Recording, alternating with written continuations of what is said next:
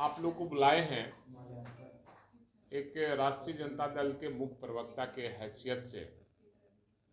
ऐसे तो ऑफिस में हमको करना था, लेकिन यहाँ काफ़ी भीड़ जुट गई थी, इसलिए आप लोग को कष्ट दिया है अपने डेरा में करने का।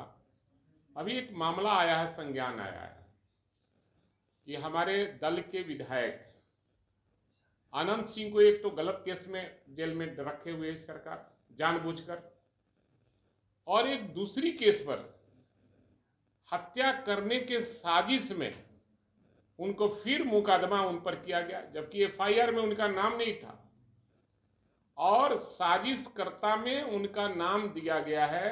ये सरकार की दिखाई दे रहा है कि सरकार सरासरी ढंग से आनंद सिंह पर पड़ी हुई है और उनको जेल से निकलने देना नहीं चाहती है। आनंद सिंह को पिछले केस में भी जानबूझकर सरकार ने फंसाई है और कहीं न कहीं से सरकार इसमें संलिप्त है और सरकार नहीं चाहती है कि आनंद सिंह को न्याय मिले। और मैं मांग करता हूं कि इस केस में जहां आनंद सिंह को साजिशकर्ता में नाम दिया है, मैं उच्च स्तरीय जांच करने की मांग करता हूं और आनंद सिंह इस मामले में निर्दोष हैं।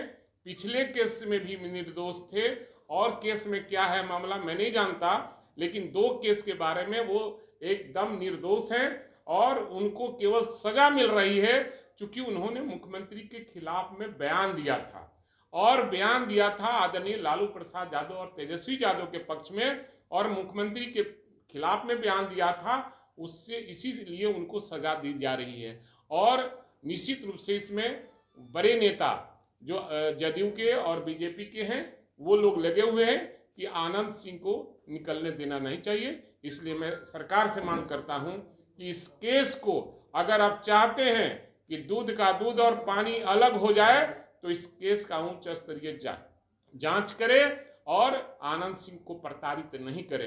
अगर इसी तरह से प्रताड़ित किया जाता रहा तो हम लोग मानेंगे नहीं, हम लोग रोड पर उतरने का काम करेंगे। और इनके जो आका लोग हैं जो क्या कर रहे हैं, अपराध इतना बढ़ गया है, अपराध का ग्राफ इतना बढ़ गया है बिहार में कि रोज हत्या का दौर चल रहा है। मेरे यहाँ कल बिहटा में हत्या हुई एक स्वर्ण व्यापारी का और दिन दहाड़े लोग मार रहे हैं। आरसीपी टैक्स लेकर थाना प्रभारी का ट्रांसफर पोस्टिंग कर रहा है। पुलिस पदाधिकारियों का आरसीपी टैक्स लेकर बढ़ गया है, अपराध का ग्राफ इतना बढ़ गया है बिहार में कि रोज हत्या का दौर चल रहा है। मेरे यहाँ कल बिहटा में हत्या हुई एक स्वर्ण व्यापारी का और दिन दहाड़े लोग मार रहे हैं। आरसीपी टैक्स लेकर थाना प्रभारी का ट्रांसफर पोस्टिंग कर रहा है।